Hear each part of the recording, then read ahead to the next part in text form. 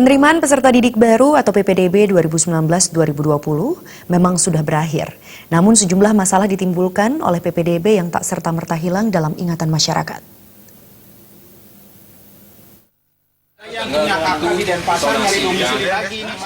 Tak ingin kericuan PPDB terjadi di tahun-tahun yang akan datang, pengamat pendidikan IMAD Gede Putra Wijaya memberikan peringatan. Sejumlah solusi diajukan untuk memadamkan kisruh PPDB yang telah berlangsung hampir 3 tahun terakhir. Ketua YPLP PGRI Badung ini menilai perbaikan parameter wajib dilakukan dalam sistem PPDB.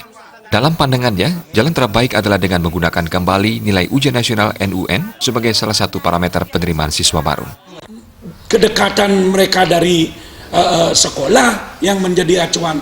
Kalau begitu, dampaknya kan seorang berbondong-bondong akan ngekosin anak di dekat sekolah. Yang kedua, anak-anak sekarang tidak punya motivasi belajar yang bagus, yang tinggi, karena dengan dekat rumahnya dari sekolah negeri, dia sudah optimis bahwa dia akan terakomodir.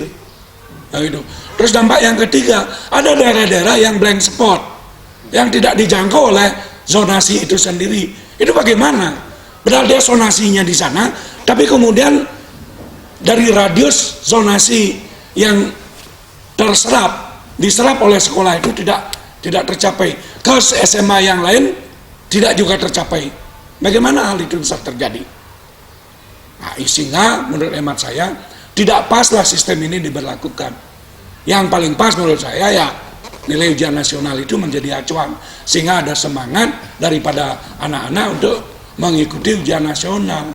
Hal senada dinyatakan pengamat pendidikan Putu Karpika. Menurutnya revisi sistem harus segera dilakukan. Ia sepakat jika sistem zonasi bisa mengurangi gambaran sekolah unggulan dan non-unggulan.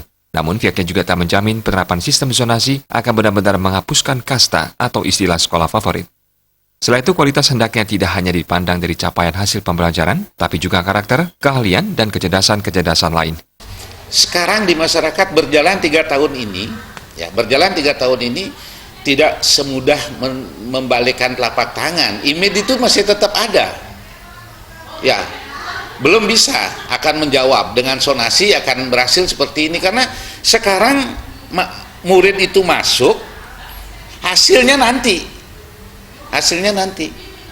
hasilnya itu adalah setelah mereka menikmati pendidikan dan proses pembelajaran di sekolah itu minimal baru kita lihat hasilnya 3 tahun ya, baru 3 tahun.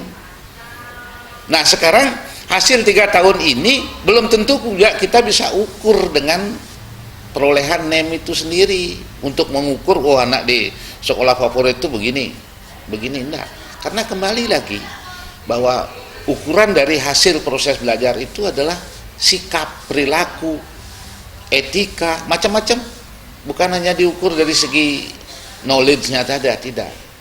Diharapkan dunia pendidikan ke depannya tidak terjadi dikotomi antara sekolah negeri dan sekolah swasta. Jaya dan Indrawan, Bali TV.